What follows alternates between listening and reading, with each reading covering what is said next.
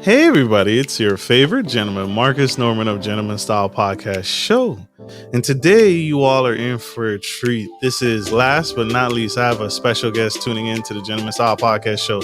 This man is a medical professional, pediatrician by trade, but he is here to help us talk about his activities with the community and how he has impacted the lives of children.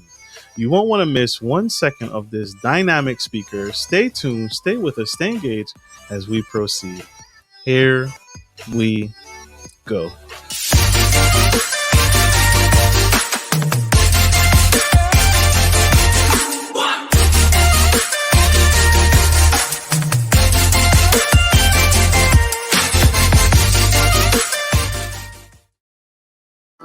Hey everybody, it's your favorite gentleman, Marcus Norman of Gentleman Style Podcast Show. And today I have pediatrician Mr. Robert Saul, MD. He's been guiding parents and their children's physical, behavioral, and mental care for over 40 years. The author of Conscious Parenting and My Children's Children, Dr. Saul developed the Parental Awareness Threshold, a simple framework that guides parents and guardians to actively parent with self-awareness, empathy, and compassion. Parents who use his framework create a healthy environment where children learn to build safe and stable and nurturing relationships, as well as exhibit love, respect, and others in their community. So help me welcome to the stage the incredible, the amazing Dr. Saul for their others in their community. So help me welcome to the stage the incredible, the amazing Dr. Saul for their others in their community. So help me welcome to the stage the incredible, the amazing. How you doing, good doctor? I'm doing very well. I hope you are, sir. Absolutely, absolutely. We are doing well. I'm doing very well. I hope you are, sir. Absolutely, absolutely. We are doing well. I'm doing very well. I hope you We have a little bit of feedback. We are doing well. I'm doing very well. I hope you We have a little bit of feedback. We are doing well. We have a little bit of feedback. We are doing well. We have a little bit of feedback. Doctor, can you hear me? Yes, I can. Okay. Apologize. Sorry about that. That's uncommon. So, doctor, tell us a little bit about yourself. Who has guided you? Who has mentored you? Who has nurtured you in this profession to lead you to where you are today? Doctor, tell us a little bit about yourself. Who has guided you? I do have feedback, so I'm getting multiple messages. But let me just go ahead and start. It's been an interesting journey for me. Can you hear me okay? Yes. It's been an interesting journey. Is there another? Do you have multiple screens up with this playing? No, I don't. Yes. Is there another? Can you hear me now?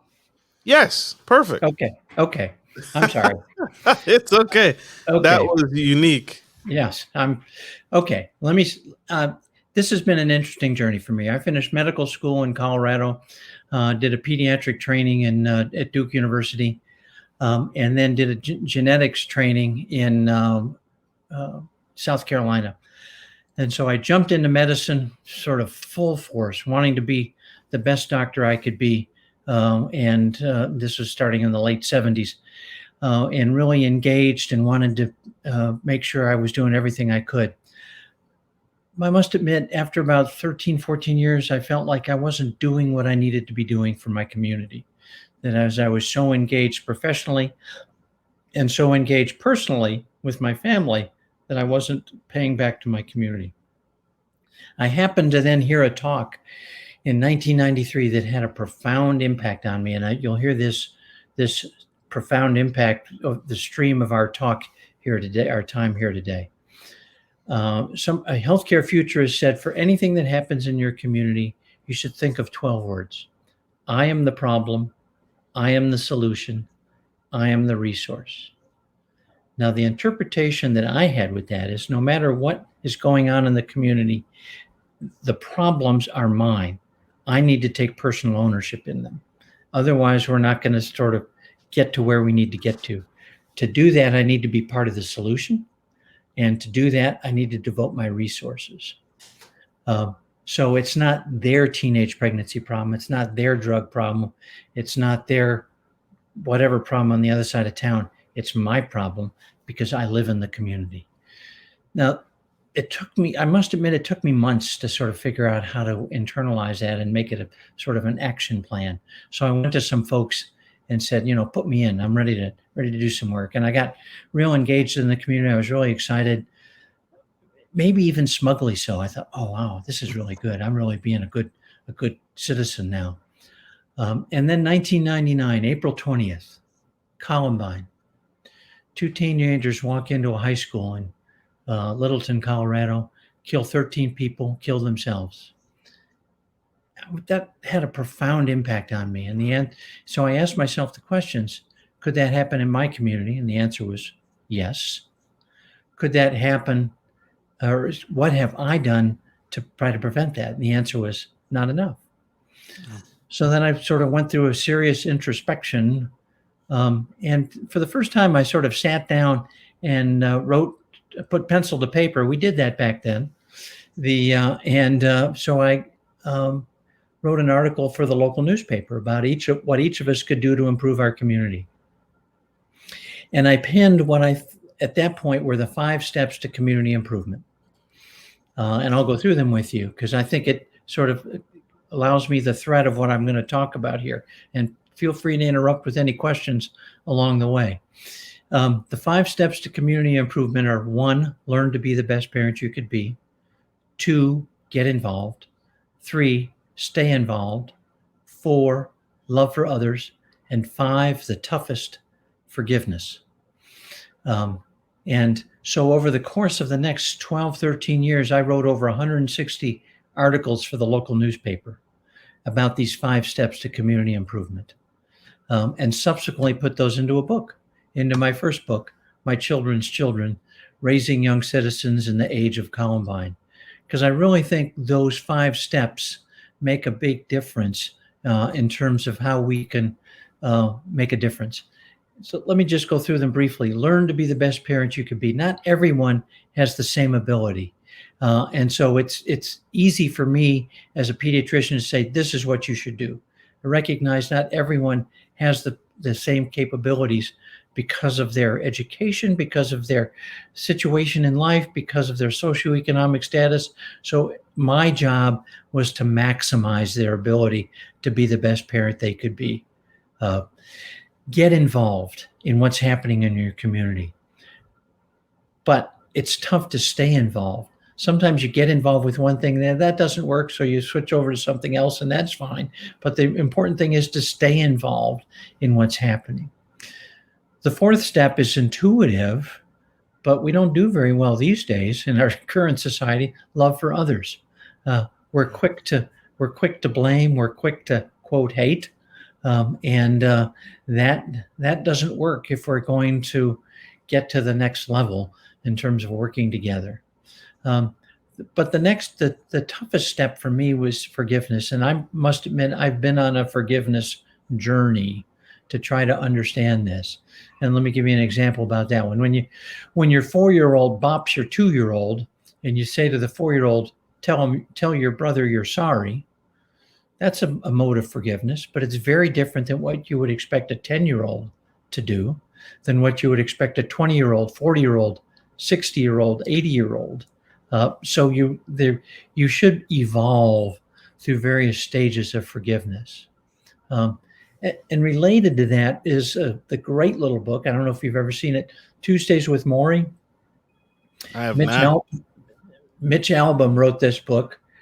Mitch is a sports reporter, and he interviewed his prized college professor who was dying from Lou Gehrig's disease, and he went to visit him every Tuesday. And one of the messages that Maury Schwartz has was 3 stages to forgiveness. Forgive yourself first for what you're feeling, for what you have or haven't done. Forgive others and do it now. So those steps sort of got me going in terms of trying to understand about forgiveness. So I put all those 5 steps together and penned my first book, My Children's Children, Raising Young Citizens in the Age of Columbine. And that was sort of the first step on my journey. The next step was putting a children's book out about that. It's called All About Children. And that's a very different children's book. It's a series of 13 illustrations. Fortunately for everyone, I didn't do the illustrations. Someone else did a beautiful job. But it's a series of 13 circumstances that emphasize what we can be doing to help each other.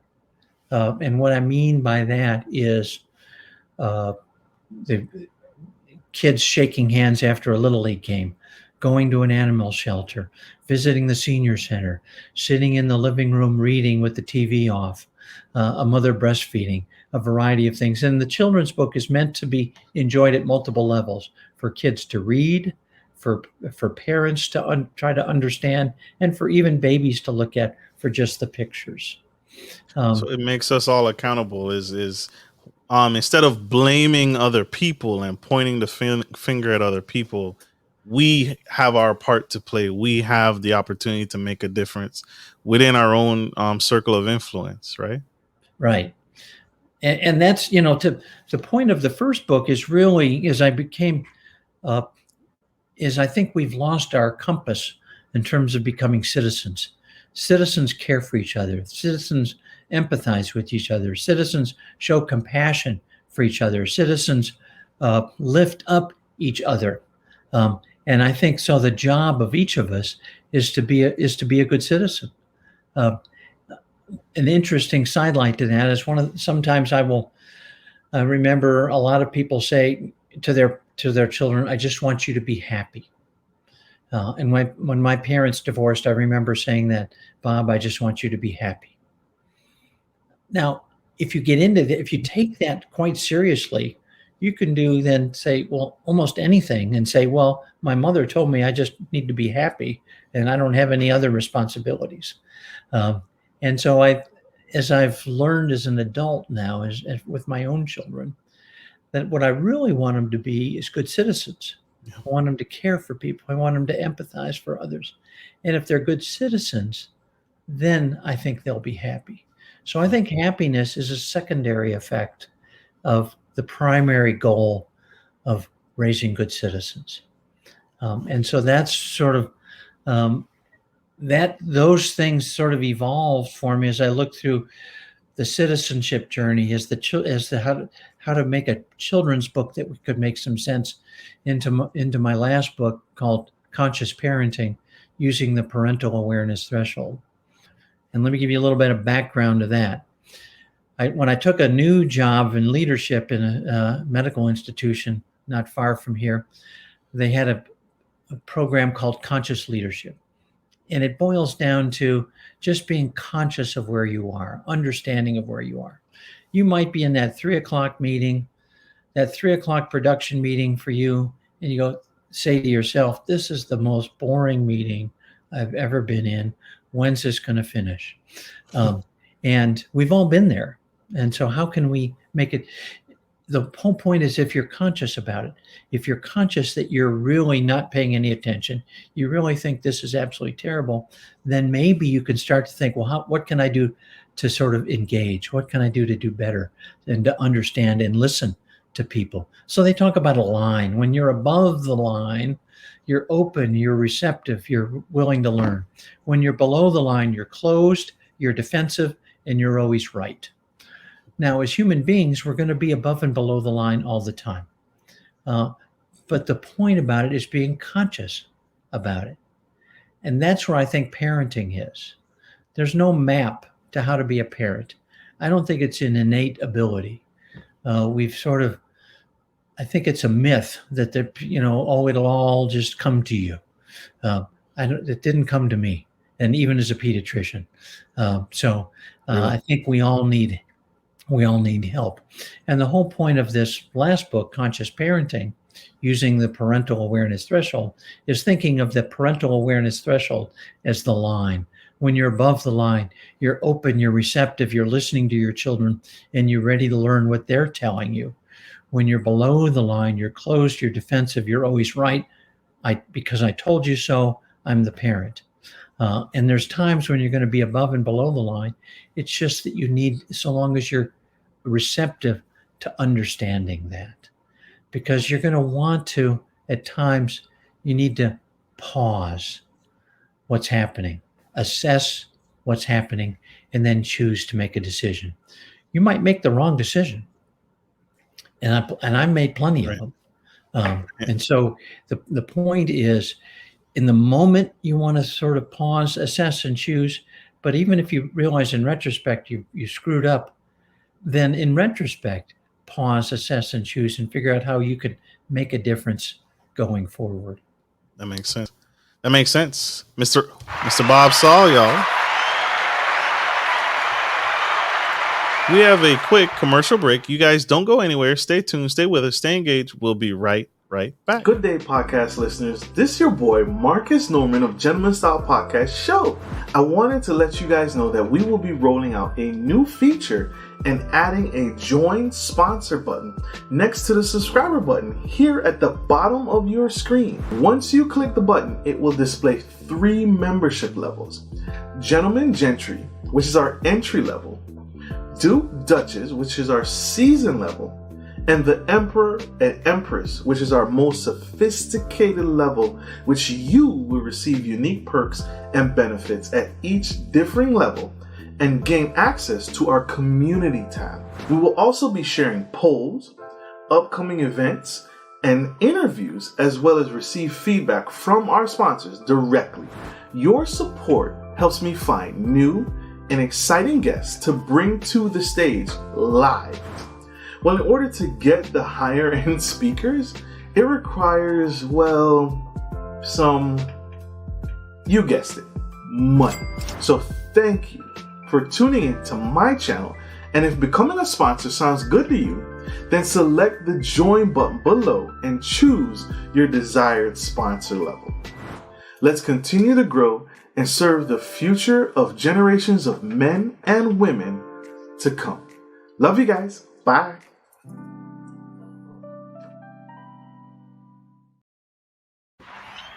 We are back. Welcome to the Gentleman Style Podcast Show.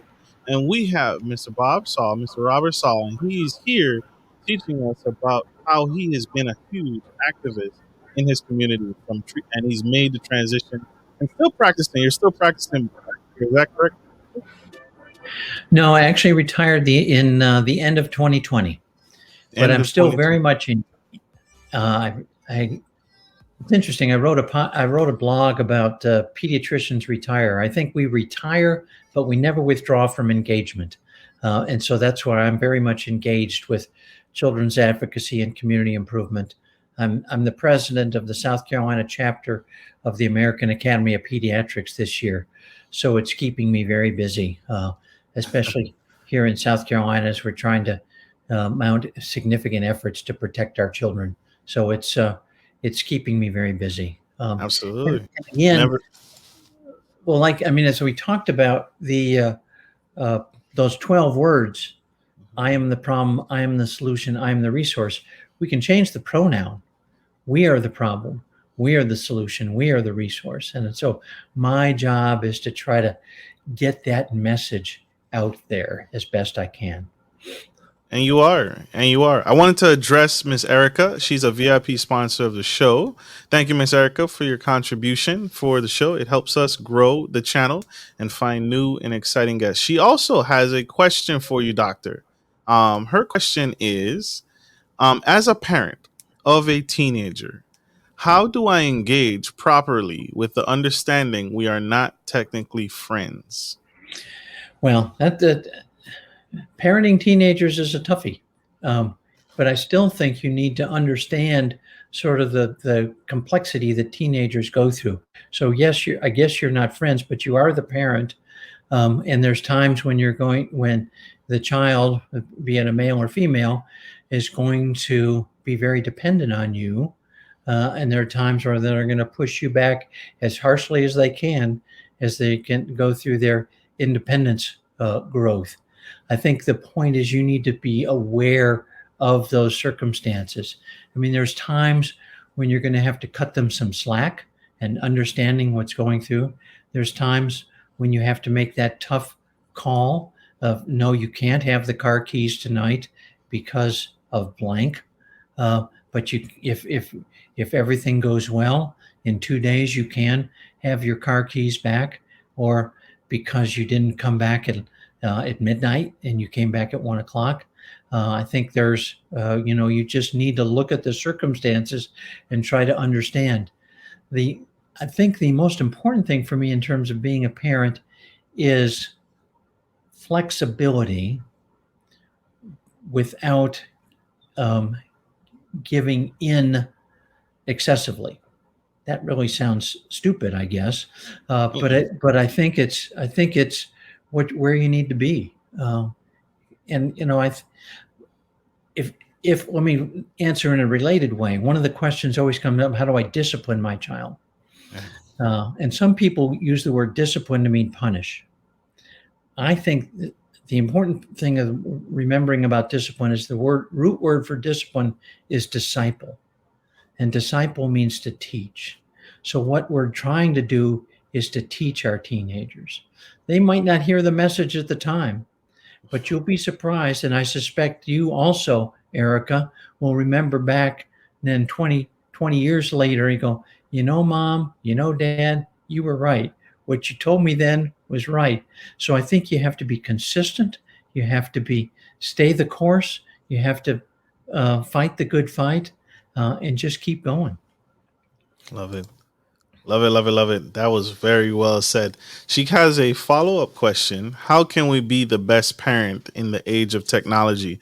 Should we incorporate more technology into parenting, or do you think less of it? We need to be face-to-face. Well, my bias is less of it. And I think whenever we go out to supper, it's almost every table, everyone is just sitting there looking at their phones. Now, have I been guilty of the same? The answer is yes. And so we need to unplug as much as we can and talk. One of the things I talk about in the book is, especially with young children, is when you're talking to your children, put everything down, look at them, pay attention, and don't be distracted. It's too easy to sort of look around and seeing what's happened. To me, that sends the wrong message. What you're telling me is not important. And matter of fact, it's a distraction. Can you get it over real quickly? Because I want to look at something else. So you really need to engage, and you can only engage face to face as much as you can. Love that.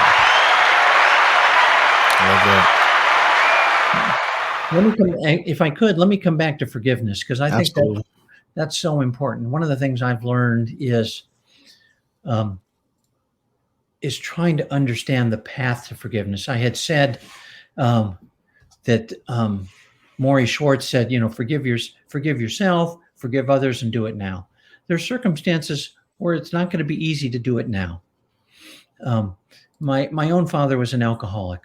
And died early because of his alcoholism and his smoking. And there were times, looking back in retrospect, when I go, how could I ever forgive that? But I realized I need to move on in my life. And if you've seen the movie Field of Dreams, when you recognize that at the very end, when Ray is playing catch with his father, that's what I would like to be doing now in retrospect. And then if you've seen the movie A Beautiful Day in the Neighborhood with Mr. Rogers, and the reporter that was following Mr. Rogers talked about, my dad, he's a real pain in the patootie. I just can't connect with him. Mr. Rogers said, he's had some good points. You need to incorporate what you can, and understand how you can work better going forward. So those are the things I've sort of done in retrospect now to try to understand. And it sort of helped me going forward, because if there might be contemporary situations where I've been harmed by somebody, it's easy for me just to internalize that and say, they're bad, I'm good. And I think I need to try to understand what the circumstances were that might have led to that. The other important thing I've learned from forgiveness is communal forgiveness, community forgiveness, social forgiveness. And an example for that is the American Medical Association years ago did not allow Black physicians. So they actually banned Black physicians. In the about 10 years ago, they tried to rectify that in terms of admitting what they had done in the past, and said, it wasn't us. It wasn't the people that are writing this article right now that have done this. It wasn't me that did it, but it was us as an organization. And we need to acknowledge that. We need to acknowledge this so we can alter our moral compass going forward. Because that's what the whole point of forgiveness, I think, helps us with our individual compasses and our social moral compass going forward. Another example here in the South is the Confederate flag. A lot of folks that say, it's just a symbol of heritage. It wasn't me. No, it wasn't. It wasn't you, but it was us. And if it's such an abhorrent symbol now, then we need to be taking steps to correct that and understanding that. So this whole forgiveness journey has been a personal one, but for me, it's sort of try to help groups that I work with and young physician trainees that I worked with and other things to try to understand the process of forgiveness. It's never easy. And I've read multiple books about it. And I think back to the Truth and Reconciliation Commission in South Africa with Nelson Mandela and working through all that. That was years, probably decades in terms of getting through that. The massacre in Rwanda, the genocide in Rwanda, they subsequently brought the victims together with the assailants to get them out of jail and to go through a reconciliation process. As people, as a social group, we will never have reconciliation until we can practice forgiveness and understand it. But it's a journey. It's a real journey. It's not easy. That makes sense. Sense.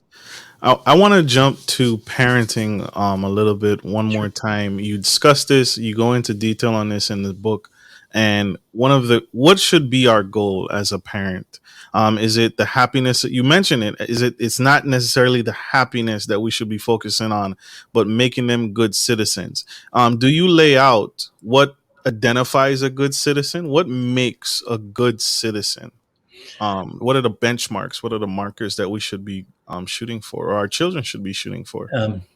Well, I've actually got it right in front of me. I can't. But I think one of the things is we want to be consciously aware of what we're doing. We need to always be willing to learn. We always need to be willing to understand, and we always need to be willing to alter accordingly. Change is sometimes hard. Change is sometimes necessary. It isn't always necessary, but we need to be willing to listen and be consciously aware of what's happening with that. Then we need to sort of accept instruction. We can't just read what we want to read. We can't just listen to what we want to listen to. We have to be willing to accept instruction. We have to be willing to engage, and we have to be one of those 5 steps to community improvement. We need to be willing to be involved. And then sort of the basic traits, I think, are patience, persistence, optimism, ability to change, sustained involvement, rational discourse. If you're just going to sit there and yell at somebody, nobody's going to listen to you. You have to have then empathy, humility, sincerity, vulnerability. You have to be vulnerable And that's tough. None of us want to be vulnerable. And because you really need to be willing to say, okay, I need to open myself up here, and this is going to make me vulnerable. But if I really want to exhibit love for others, if I really want to say that I'm honest in my journey on forgiveness, you have to be willing to be vulnerable. Now, obviously, you can spend a lot of time saying, well, I'm too vulnerable. And how do I deal with that? That's a sort of a separate issue. In my book, I'm just trying to lay out what I consider to be a good roadmap of things. And I go through examples in there about how to deal with a colicky baby when you're frustrated and when you're tired, how to deal with a 1-year-old that's throwing peas on the floor and everyone thinks it's cute, but you don't because you're at your end of the rope and it's the end of the day. How do you deal with your 5-year-old who won't go to school? How do you deal with your 10-year-old that comes home with terrible grades? How do you deal with your teenager that's you're worried about bullying, whether they're the victim of bullying or even the bully themselves? So I have 10 plus examples in the book of how to deal with those. Again, it's not the kind of book it's going to have all the answers for you, but I hope the whole point of the book is a framework. If you have a framework, if you have a scaffolding you can work off of, you can work on the building, you can put the bricks up. I mean, whenever you build a house and you're going to put bricks on the outside, you have to put up a scaffolding so you could haul the bricks up and put the bricks up. The whole point of this is the scaffolding and the map going forward. That's so true. We have another question from Miss Samantha Dorham. Great question. Miss Samantha asks, when children need help, what can parents do to advocate for their children to attain assistance in that same community? It's a great question, and obviously you need to. Physicians, pediatricians are well versed in trying to work with this. Hopefully, the school should be help you with that, and you want to be that strong advocate for your children. For example, parents will oftentimes say, well, my school won't do this for my child. And I said, well, you have to be the strongest advocate for your child, but you have to be nice about it. You have to be gently persistent. You've got to be there and let them know you're not going to stop. But then engage your pediatrician and they know how the resources to help you work through those issues. Because if your child needs more screening, if you're worried about this problem with your behavioral issues, you're worried about that, there are resources that your pediatrician and other people out there can help you try to get. Life isn't perfect. Even though you might get to some resources, you really have to fight hard for what your children need. That's fair.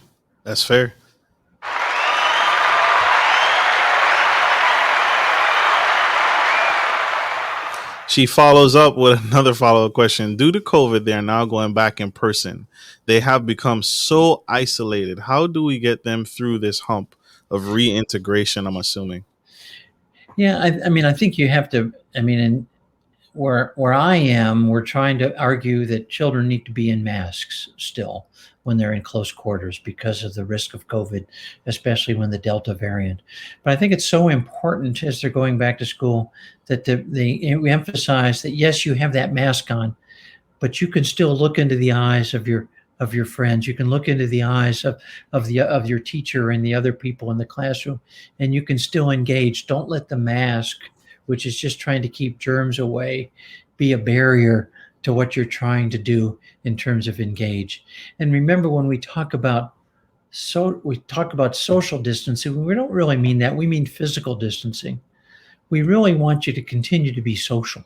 We really want you to continue to engage in your fellow students. So that's really important. And I think the other analogy I heard recently that's really good is, especially with children, and because everyone has different means, like I was talking about, learning to be the best parent you could be. Some people have said, well, with this COVID, we're all in the same boat. No, not really. We're all in the same storm. Everyone has different boats. Mm. Some people with means might have what you and I would consider to be a yacht. Some people might have a fishing boat. Some people might have a dinghy. Some people might have a rowboat. And some people might have a canoe with a hole in it. So it's important as we're getting together and getting back engaged with children, it's important for the parents to sort of ask the children to empathize with their fellow students if they might be in very different situations. Not everyone has the same set of circumstances that they bring with them to the school or when they go home. It's so true. It's so true. We have one last quick commercial break, y'all, from our sponsors of the show. Stay tuned, stay with us, stay engaged. We'll be right back. Support for Gentleman Style Podcast is brought to you by Manscaped, who is the best in men's below-the-waist grooming champions of the world. Manscaped offers you precision engineering tools for your family jewels. Manscaped just launched their 4th-generation trimmer, the Lawnmower 4.0. You heard that right, the 4.0. Join over 2 million men worldwide who trust Manscaped with this exclusive offer for you. 20% off free worldwide shipping with the code GENTSTYLE at manscaped.com.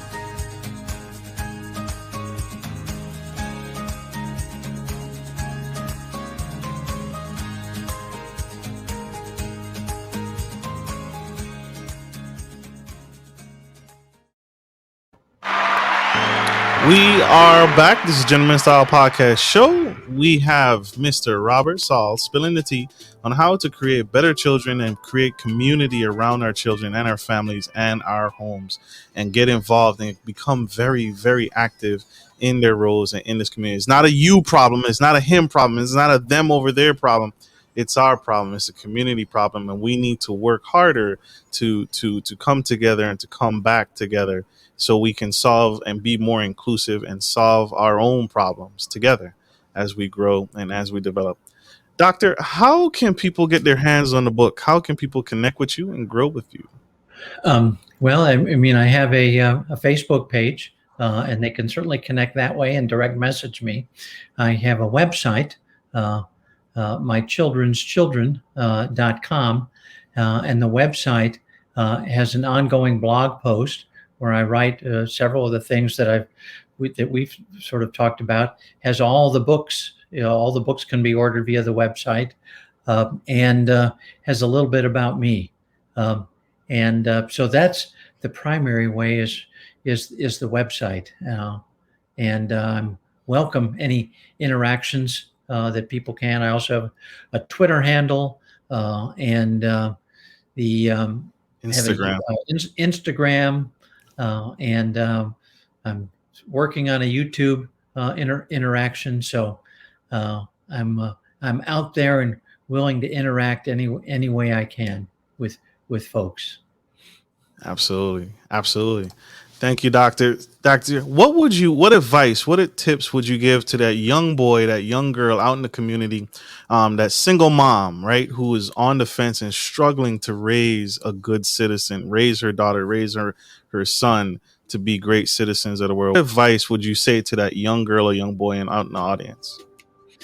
Well, I mean, again, it's tough to raise a child. Two parents find it tough to raise a child. I think a single parent can have a very difficult time.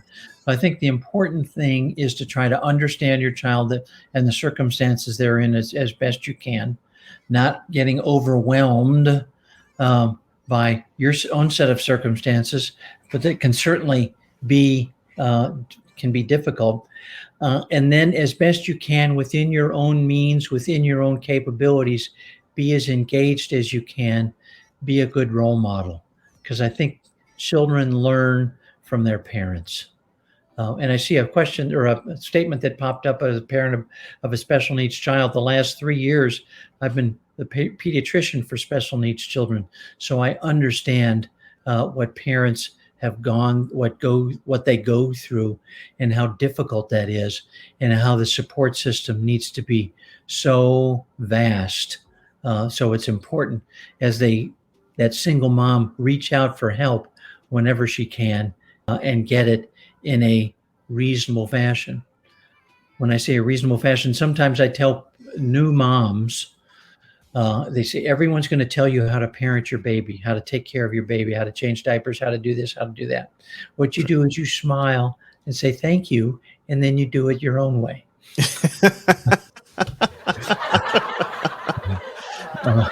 Be polite, right? Be polite, forgive, and just keep moving. Absolutely. And one other quick tale. I don't say this to pat myself on the back, but one night my son did something that I didn't like, and he was about 7 or 8, and I yelled at him, and he just melted and just went away crying. And my wife got mad at me for yelling, and I got mad at myself, and we went into that family mode that all too many families have been in, where nobody talks to each other for 2 hours, trying to figure out how to get through this. Then we finally settled down, and when we went to bed, I lay down with my son, I'm so sorry what I did. You did something I didn't like, but my reaction was totally wrong. And I really... You apologized. Yeah, I really want you to know that I'm sorry. And we're in this together, and whatever I can do, I want you to know that I love you, and I'm going to go forward. And he said, Dad, would you be quiet? I said, why? He said, I hate it when you're nice. So I think again, I don't say that story to pat myself on the back, but I think what that tells me is the whole paradigm of conscious parenting I was working on for years before I actually wrote the book. Absolutely. And it worked, and it was effective, and it kicked in. It set the tone for future parents to follow and emulate and grow from. So thank you, Doctor. Thank you for what you do. This is powerful. Doctor, I want to say this to you publicly. Thank you for giving back in this way. This is huge. What you are doing in your community, into our future. Our children are our future. So I want to say this to you publicly. Don't ever quit. Don't ever give up. We need you. We need what you're doing. And it is truly phenomenal what you're doing. So thank you. Thank you. Absolutely. And thank you, my audience, for engaging and being a part of this journey as we grow together. I hope this message was impactful. I hope it helped serve you. I hope this serves you today, because it definitely serves me, and it has changed my perspective on how I have learned on being a part of the community instead of trying to distance myself from it and saying, that's your problem, that's her problem, that's not my problem. It's all our problem. It's all our problem. We need to get involved so we can change the trajectory for our future. So our future has a brighter tomorrow. So this is helpful. So like I always end every show, thank you for tuning in. I hope this has served you. Like I end every show, take care of your family, take care of your friends, and always, always, always, always take care of business. This is Marcus Norman of Gentleman Style Podcast, your favorite gentleman, and Mr. Robert Saul, the good doctor who's taking charge and teaching us how to produce better citizens and become activists in our own communities. Love you guys. Bye. Bye-bye.